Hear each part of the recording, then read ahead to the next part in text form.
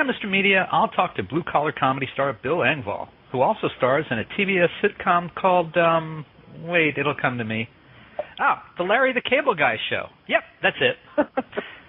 Stick around. He's also doing 3 episodes of the TNT summer drama Hawthorne, playing a detective named Jimmy Dupree, who might be,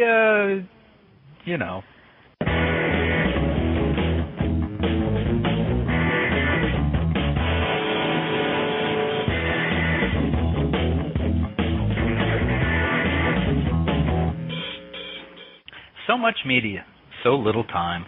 Who keeps track of it all? That would be me. This is Bob Andelman, and this is a Mr. Media interview. MrMedia.com, MRMedia.com. Stop by and check it out. There are more than 900 archived celebrity and pop culture interviews for your listening pleasure. The show is brought to you today by Audible. Audible is offering Mr. Media listeners a free audiobook download and a 14-day trial offer to give you a chance to check out their very cool service. I love listening to books on tape. If you've never tried it before, actors or sometimes the authors themselves read to you. It's great for the commute, the beach, or even unwinding before bed. You can choose a free audiobook from Audible's enormous library of titles, including Bill Engvall's own book, Just a Guy, Notes from a Blue-Collar Life. Here's an excerpt. According to my parents, grandparents, and close family friends, I was born in Galveston, Texas on July 27, 1957, right in the middle of Hurricane Audrey. According to everything I've ever read, Hurricane Audrey hit Galveston on June 27, 1957. So either all those people were drinking heavily, or my birth lasted a month. Or as I actually believe, my entrance into the world came on like a hurricane. You could also download Will Eisner, A Spirited Life, the biography of the comic book and graphic novel legend, which I wrote and will read to you personally. To download your free audiobook today, go to audibletrial.com/radio. Again, that's audibletrial.com/radio for your free audiobook. Mr. Media is recorded live before a studio audience of TV stars who haven't updated their blogs since September 29, 2008, in the new media capital of the world, St. Petersburg, Florida. Hey everybody, I'm Bill Engvall, and I play Detective Dupree. Bill Engvall is here for guest starring in 2 of our shows, and he's great. He's super funny. This is about as much fun as you can have with your clothes on. I just want to stop by and say hi and shake your hand, man. I play an internal affairs cop, the kind of sleazy kind of guy that a lot of people aren't used to seeing Bill Engvall do. This could get real ugly. You don't want to mess with me.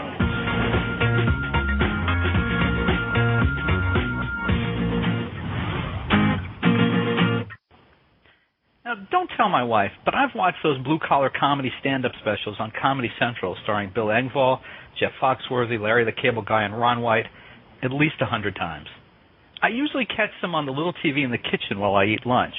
Now, it doesn't matter that I already know the jokes and the punchlines, and we all know that Larry is always going to be the punchline when those guys get together.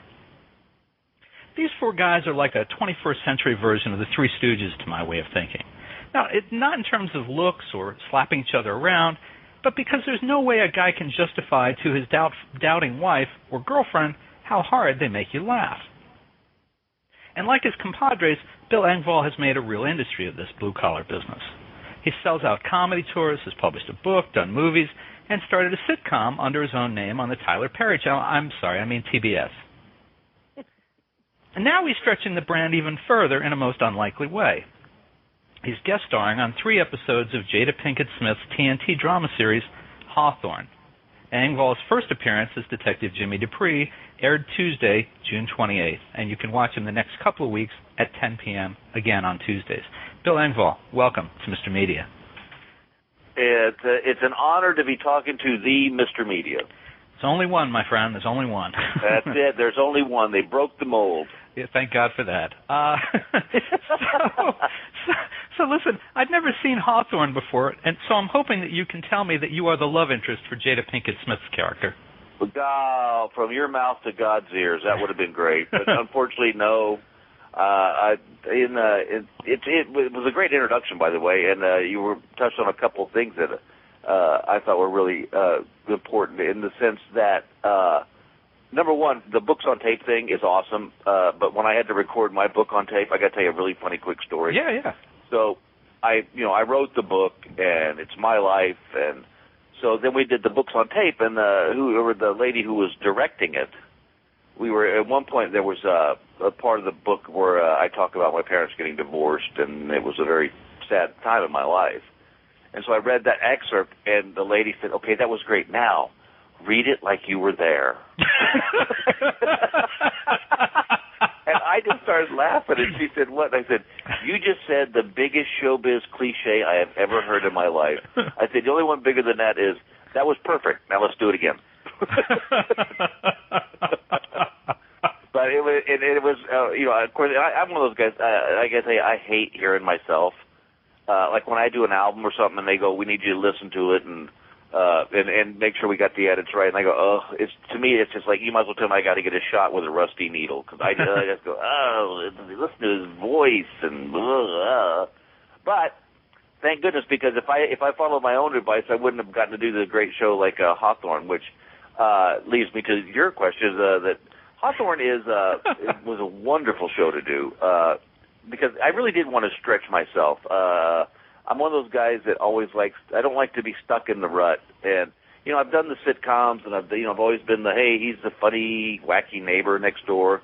But my whole life, I've wanted to do drama. And I got my first taste of that wonderful apple last year when I did an episode of Leverage with Timothy Hutton, where I got to play the bad guy for the first time in my life, and just had a blast doing it. And then Hawthorne people called me and said, "Hey, here's the deal. We want you to play this internal affairs cop who is helping Marc Anthony's character investigate the attack on Christina Hawthorne." And the writing on this show is so good. When I was reading the 3-ish episode arc, the twists and turns that take place, I think people are going to be really shocked. I think they're going to go, "Wow, we didn't know Engvall could do that." And wait a minute. First episode, so if they're going to be shocked, does that mean instead of Jada Pinkett Smith, you're hooking up with Marc Anthony? If I had my pick, it'd be Michael Vartan. Oh. But I got to tell you, I had a great time with Marc Anthony. He is so fun and so nice. That whole cast was just wonderful. A lot of times, and this is a thing I'm going to have to face for a long time probably, is because I am a comedian at heart, and that was what got me to where I'm at today. I've done shows, where you kind of walk on the set and there's that kind of, I don't know the word I'm looking for, where they kind of go, "Oh, well, you're not an actor, you're a comedian." And so I have to probably have a lot more to prove than most, like what I would call regular actors who come on a show, because they don't assume you can do drama. But I always tell them, well, look at guys like Robin Williams and Martin Short, Belzer on CSI. I think you have to be able to do comedy before you can do drama really well. Well, and it worked out for me, and I just had a great time. And Jada gave me the greatest compliment, because there was one day I had like 10 pages of dialogue I had to memorize, because I had to interview everybody on the show. And they were talking about, well, we can break it up into this, and I said, no, I got it. And I rolled through this big long monologue, and she walked up and she goes, "I got to tell you something, you're impressive." And I thought that was really sweet, because she didn't have to say anything like that. And Jada is one of those great people Jada is a lot like me in the sense of, like, when I had my show on the air, you have to be in control of everything. Have your finger in everybody's pie, because your name's on the show. It's not like and if the show sucks, they're not going to go, "Oh, the writers didn't get him," or "They must have shot that weird." They go, "Bill Engvall sucks," because your name's on it. And that's what I loved about Jada, was she wasn't one of these actors that, does her scene and then runs off to her trailer. If I was in the next scene and she wasn't in it, she sat there and watched every playback and, offered help and tips in, and it was really helpful and just very beneficial to me. And Bill, have you taken acting lessons, or did you sort of? I mean, I'm asking it.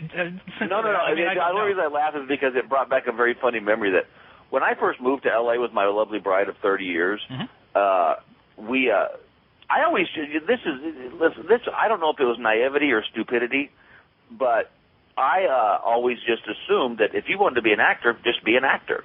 Mm-hmm. You know, and so my wife and I moved out to L.A. She was 8 months pregnant with our first child, and I got my first audition. I found this out after the fact, but I got this audition piece, and I said, "Here, baby, read this with me." And we did it, and I go, "Okay, I'm ready."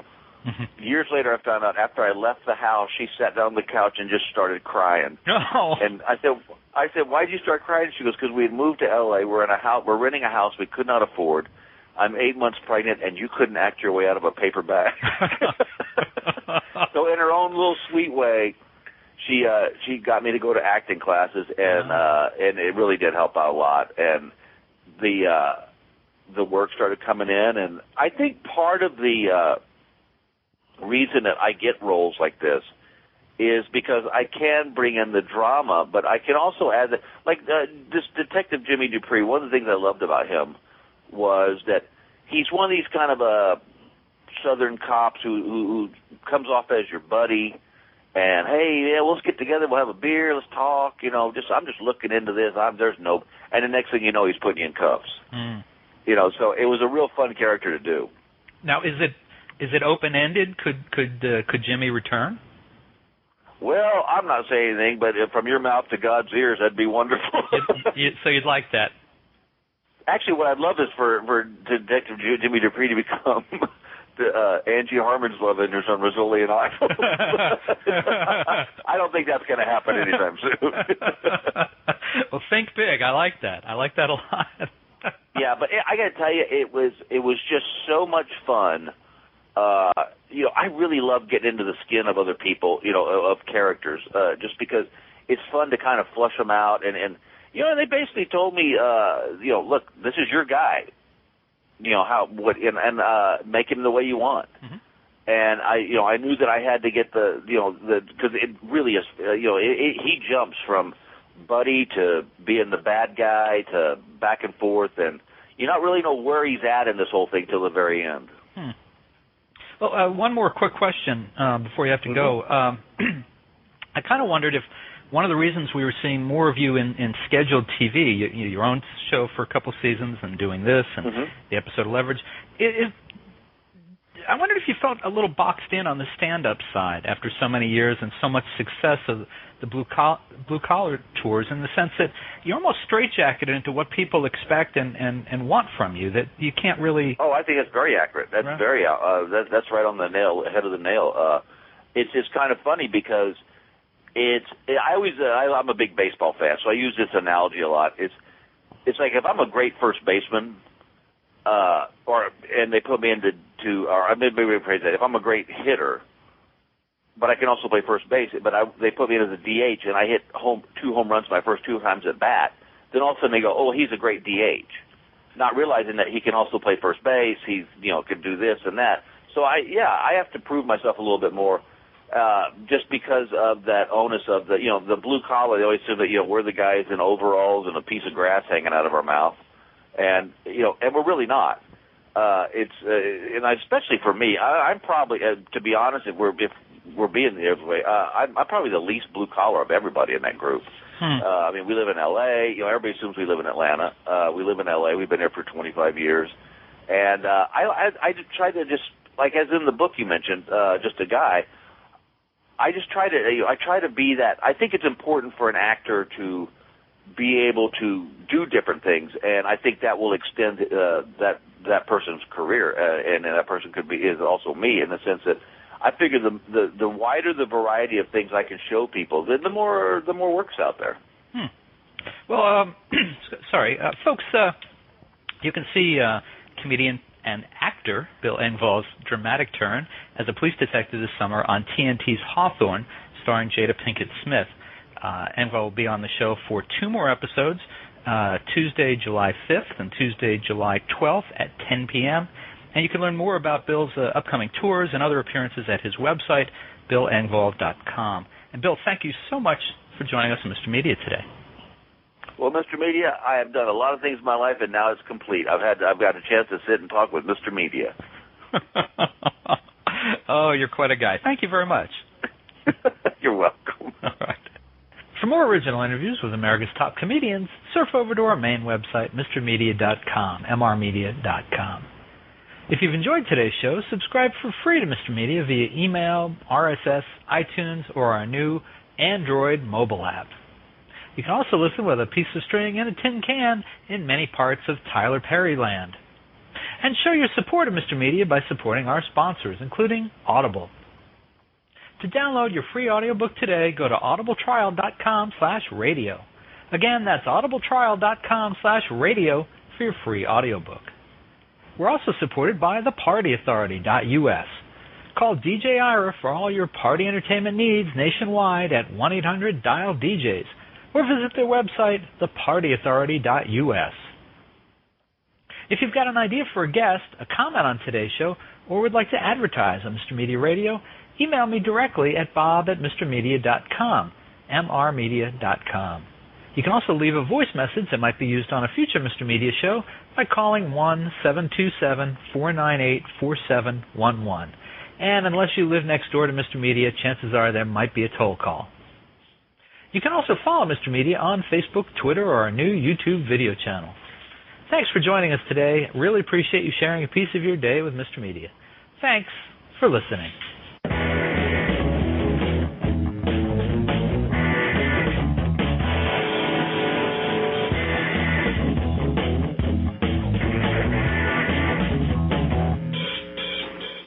Hey, did you know that you can listen to the latest Mr. Media on your phone with the Stitcher app? Stitcher is smart radio for your smartphone. Mr. Media is on demand and on the go with Stitcher. Download Stitcher for your phone today. Get the free download at Stitcher.com. That's STITCHER.com. Hey, folks, this is Marc Maron from the podcast WTF. And really, why are you listening to Mr. Media Radio?